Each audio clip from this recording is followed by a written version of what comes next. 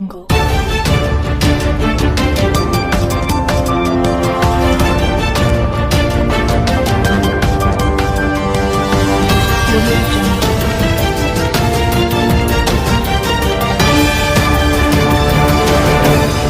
નમસ્કાર મિત્રો, હવામાન ગુજરાત યુટ્યુબ ચેનલમાં આપ સૌ મિત્રોનું સ્વાગત છે।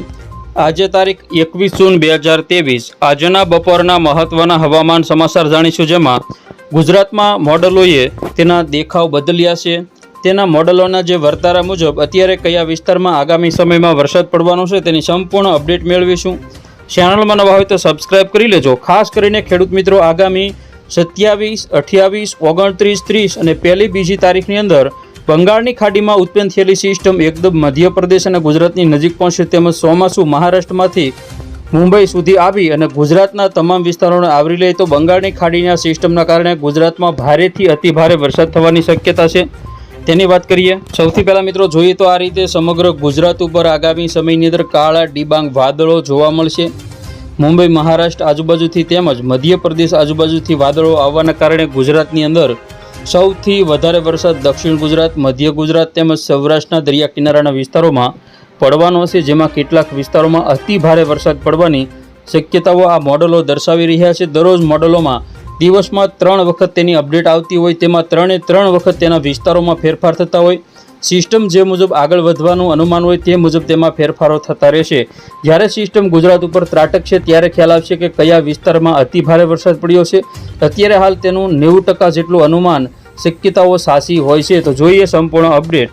26 તારીખની વાત કરીએ તો 26 તારીખમાં પણ ગુજરાતના જે આ બધા વિસ્તારો છે તેની અંદર તમે વરસાદનું લેયર જોઈ શકો છો। ખાસ તો આ જે બધા વિસ્તારો છે જેમાં સારો વરસાદ પડી રહ્યો છે, તેમજ સૌરાષ્ટ્રના જે દરિયા કિનારાના જે ભાગો છે, દક્ષિણ ગુજરાતના જે ભાગો છે તેમાં સૌથી વધારે વરસાદ જોવા મળે। તો ખાસ કરીને દક્ષિણ ગુજરાતના જે એરિયા છે તેમાં સૌથી પહેલાં આવશે ભરૂચ, તેમજ નર્મદા, સુરત, તાપી, ડાંગ, વલસાડ, નવસારી, આ બધા જે દરિયા કિનારાના જે જિલ્લાઓ છે દક્ષિણ ગુજરાતના તેમાં વરસાદ પડશે। સૌરાષ્ટ્રમાં શરૂ કરીએ તો પહેલાં ભાવનગર, પછી અમરેલીના દરિયા કિનારાના વિસ્તારો, ગીર સોમનાથ, જૂનાગઢ અને પોરબંદર આજુબાજુના વિસ્તારો, તેમજ બાકી ગીર સોમનાથ, વટી અને જામનગર, દેવભૂમિ દ્વારકા અને આગળના મોરબી આજુબાજુના વિસ્તારોમાં હળવો વરસાદ આ બધા વિસ્તારોમાં પડશે। સુરેન્દ્રનગરના પણ કેટલાક ભાગો છે, બોટાદ જિલ્લાના કોઈ વિસ્તારો છે, અમદાવાદ, ગાંધીનગર, ખેડા અને આણંદ, વડોદરા, છોટાઉદેપુર, દાહોદ, આ બધા વિસ્તારોમાં પણ વરસાદની સંભાવના 26 તારીખથી જોવા મળશે। હવે જેમ જેમ આપણે આગળ વધીશું 26 થી 27 અને 28 તારીખથી વરસાદના જે વિસ્તારો છે તેમાં ફેરફાર થશે। કેટલાક વિસ્તારોમાં અતિભારે વરસાદ પડવાની પણ શરૂઆત થઈ શકે। તો ખાસ તો 29 તારીખથી 3 તારીખ સુધી ગુજરાતમાં ઘણા બધા વિસ્તારોમાં ભારે વરસાદની સંભાવના છે। 27 તારીખમાં સવારના સમયે આ બધા વિસ્તારોમાં વરસાદ જોવા મળશે, તેમજ બપોરના સમયે પણ દક્ષિણ ગુજરાત અને સૌરાષ્ટ્રના વિસ્તારોમાં વરસાદની સંભાવના રહેલી છે।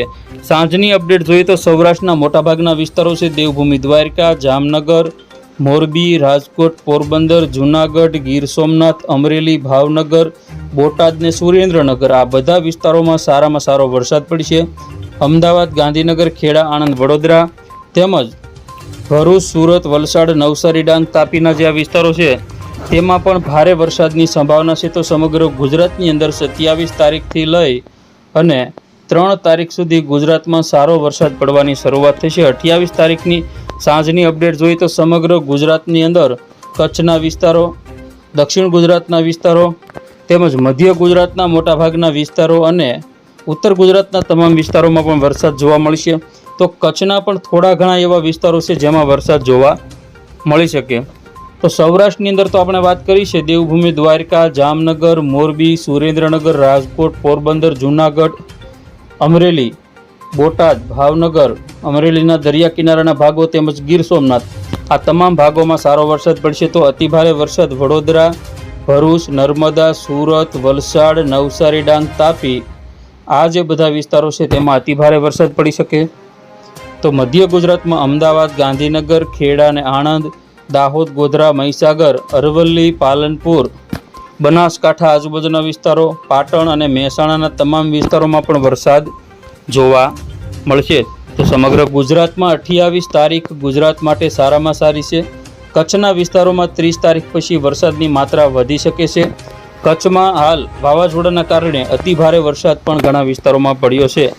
29 તારીખની વાત કરીએ તો 29 તારીખમાં મોટા ભાગના ગુજરાતના વિસ્તારો કચ્છનો પણ સમાવેશ થાય છે. પોણા કચ્છની અંદર વરસાદ ફેલાયેલો જોવા મળશે, જેમાં ખાસ કરીને નલિયા સુધી અને ખાવડા સુધી, ગાંધીધામ સહિત ભુજ, માંડવી, ભચાઉ બધા વિસ્તારોમાં વરસાદની શરૂઆત થશે. સૌરાષ્ટ્રના જે આ બધા વિસ્તારો છે, તમામ સૌરાષ્ટ્રના વિસ્તારોમાં ભારે વરસાદ પડશે. તો ભાવનગરના કેટલાક વિસ્તારો છે, મહુવા, તળાજા, રાજુલા, અમરેલીનો વિસ્તાર, જૂનાગઢ અને ગીર સોમનાથના દરિયા કિનારાના વિસ્તારોમાં ભારેથી અતિભારે વરસાદ.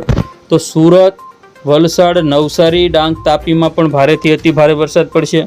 તો બીજી બાજુ મહેસાણા આજુબાજુના જે વિસ્તારો છે તેમાં અને દાહોદ, ગોધરા પંથકના જે વિસ્તારો છે તેમાં પણ વધારે પડતો વરસાદ પડશે. 30 તારીખની અપડેટ જોઈએ તો 30 તારીખમાં ખાસ કરીને બપોર પછીના સમયે પણ વરસાદ જોવા મળશે. સવારથી વરસાદની માત્રા સમગ્ર ગુજરાતની અંદર ફેલાયેલી છે. આગામી 3 જુલાઈ સુધી ગુજરાતમાં વરસાદનો રાઉન્ડ યથાવત રહેશે. હવે મિત્રો આપણે જોવાનું છે ભેજનું પ્રમાણ, કે કઈ તારીખથી ભેજનું પ્રમાણ વધશે. 850 SPA ઉપર ભેજનું પ્રમાણ વધે એટલે વરસાદની શક્યતાઓ રહેતી હોય છે. જેમાં સૌથી વધારે જે શક્યતાઓ છે તેની વાત કરવાની છે દરિયા કિનારાના જે ભાગો છે, જેમાં ખાસ કરીને ભાવનગર છે, સુરત, વલસાડ, વડોદરા, જામનગર, દેવભૂમિ, દ્વારકા, જૂનાગઢ, આ બધા વિસ્તારોમાં વધારે પ્રમાણ છે. કચ્છના વિસ્તારોમાં પણ 93% સુધી ભેજનું પ્રમાણ જોવા મળે છે, ત્યાં વાદળો વધારે હશે. વડોદરા આજુબાજુના જે વિસ્તારો છે, દાહોદ પંથકની અંદર પણ વધારે જોવા મળે છે.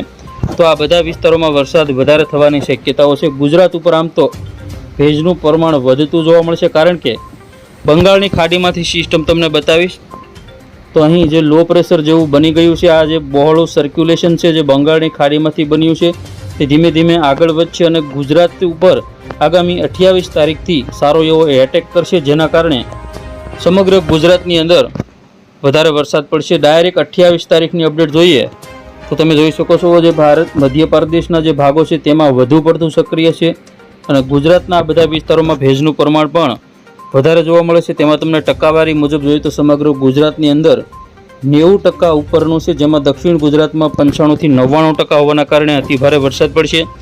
29 તારીખની વાત કરીએ તો દક્ષિણ ગુજરાતના જે વિસ્તારો છે તેમાં સૌથી વધારે 90-95% કરતાં પણ વધારે ભેજનું પ્રમાણ છે અને સિસ્ટમ એકદમ ગુજરાતની ઉપર રાજસ્થાન તરફ ફેલાયેલી છે આ સિસ્ટમ, જેના કારણે સમગ્ર ગુજરાતમાં વરસાદ જોવા મળશે.